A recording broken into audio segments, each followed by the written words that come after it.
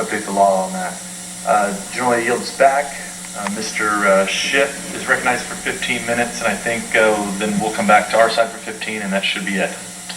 Thank you, Mr. Chairman. Just a couple of questions before I hand it back to Mr. Heck. Do the Russians favor the United States provision of lethal defensive weapons to Ukraine? Admiral? No. They would strongly oppose such an idea, would they not? They have been opposed to it to date. And I can tell you that the idea of providing lethal defensive weapons to Ukraine has bipartisan support here on the Hill, including Senator McCain, certainly myself, I would imagine many members of this committee. There was an effort at the convention to strengthen the platform by including a provision that would provide lethal defensive weapons to Ukraine. That was defeated. The campaign manager for the Trump campaign at the time, Paul Manafort, denied the campaign was involved in defeating that amendment. But the delegate who offered the amendment later disclosed to the press that in fact it was dropped at the insistence of the Trump campaign. J.D. Gordon, a national security advisor for the Trump campaign, was forced later to admit that in fact he had weighed in against the amendment that would have provided that the U.S. should give lethal defensive weapons to Ukraine. So I would join my chairman in asking you to look into this, particularly since we know that Ambassador Kislyak attended the convention, and if there was any communication between the Russians and the Trump campaign that had the effect, any coordination that resulted in the defeat of an amendment that was against Russian interest, the committee would certainly like to know, and we welcome that inquiry. Mr. Heck. Thank you, Ranking Member. There are a lot of emotions kicking around in this room today. I've perceived anger and outrage and subdued somberness.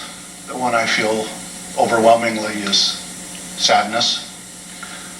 We've heard nothing but terribly disturbing evidence of what has happened to our country at the hands of arguably our greatest adversary.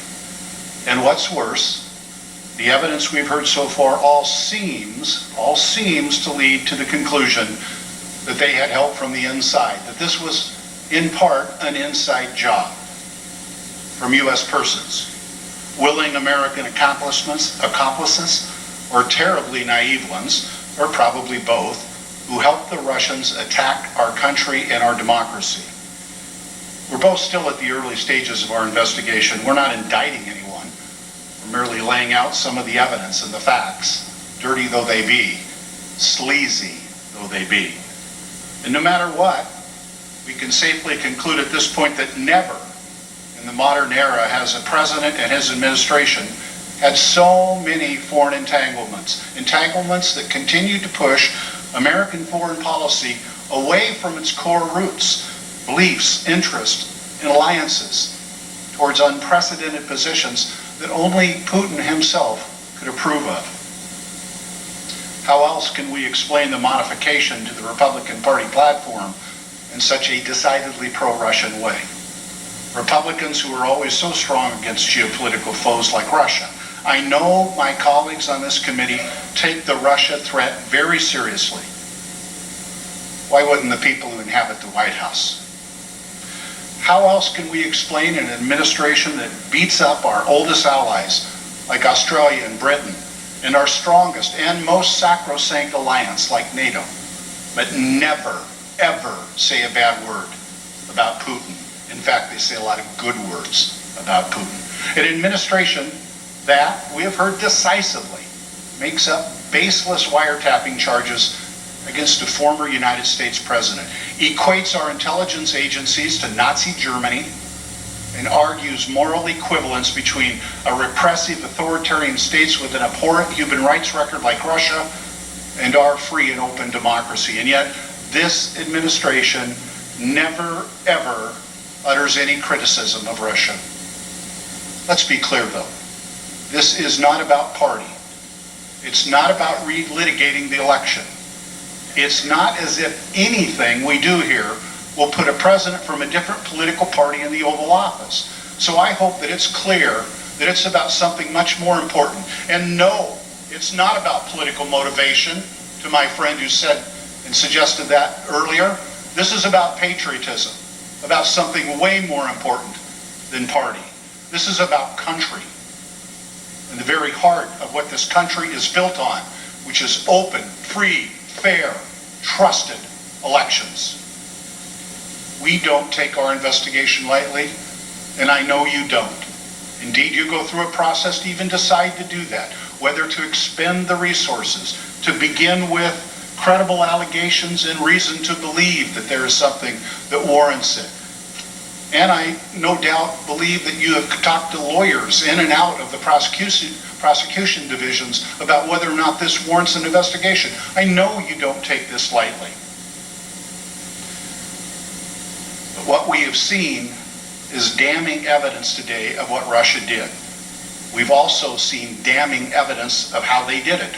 Russia has a history of using active measures, many of which we have heard about today. Let's recap them. We're getting near the end. Hacking and dumping information to damage or embarrass their enemies. We heard about this, of course, with respect to WikiLeaks and Vcr 2.0. Using third parties and cutouts, business people, oligarchs, and other ostensibly private individuals to cultivate relationships.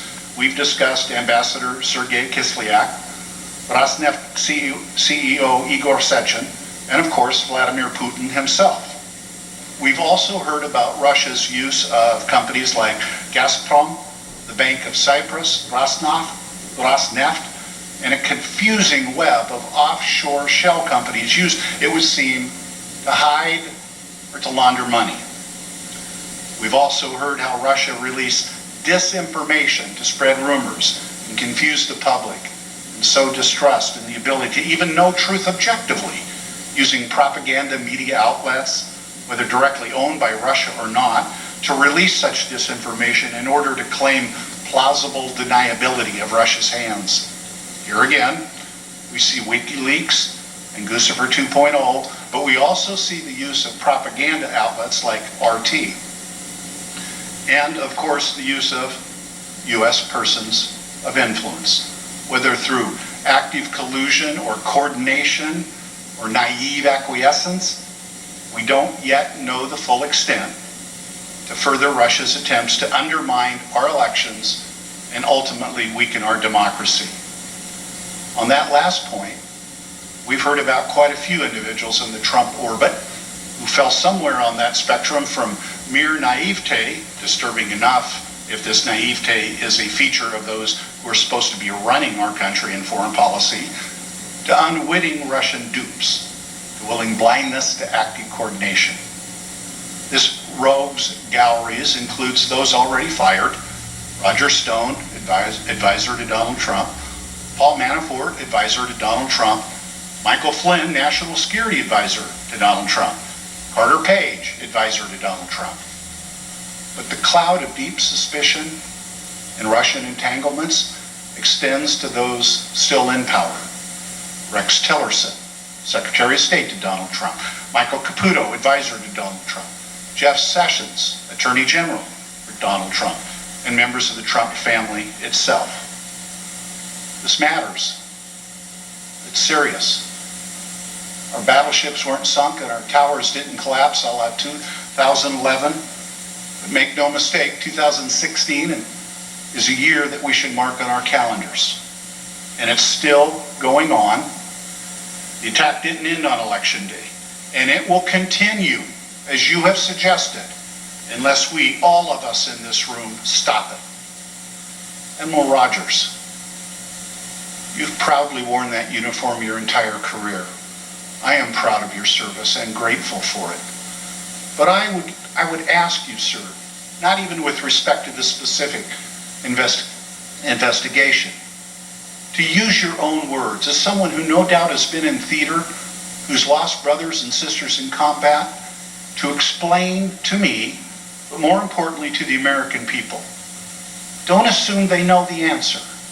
Tell them in your words why we should care about Russia's active measures campaign aimed at destabilizing our democracy and that of our allies. In your words, sir, why should they care?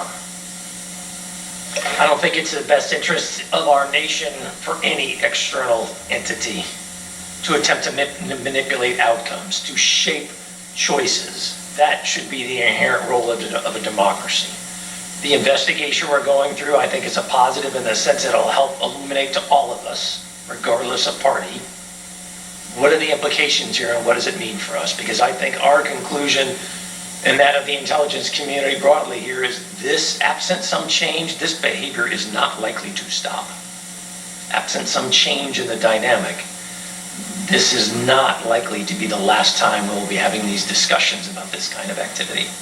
And I don't think that's in anybody's best interest for us as a nation. Director Comey, parallel question. Again, in general terms, and not with respect to the specific investigation you have revealed here today. I'm not asking you to go into specifics on any individuals, but please explain briefly to me, and more importantly to the American public, why we should care about Russia's use of U.S. persons, of Americans, helping Russia destabilize our democracy.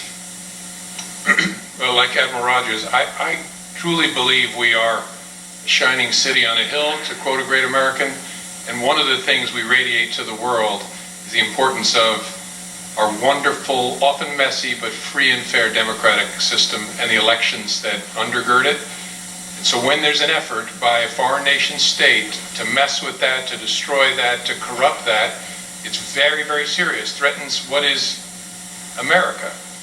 And if any Americans are part of that effort, it's a very serious matter. And so you would expect the FBI to want to understand, is that so? And if so, who did what? But again, I want to be very careful that people don't overinterpret my words. To preserve our ability to answer those questions, we're not talking about our work. I'm not here voluntarily, right? I would rather not be talking about this at all. But we thought it was important to share at least that much with the committee and the American people, and now we're going to close our mouths and do our work to see if we can answer those questions, because the answers matter. They do indeed. I thank you both for those answers, and I thank you both for your service to our country. I would like to think that we can turn this from a sad event into a positive one.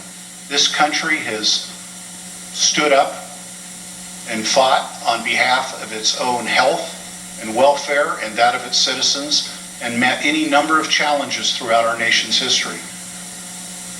The worst thing we could do is underestimate the nature of this challenge before us today. With that, Ranking Member, I would appreciate it if I could yield to my friend from Texas, Mr. Castro, briefly. Mr. Castro. Thank you.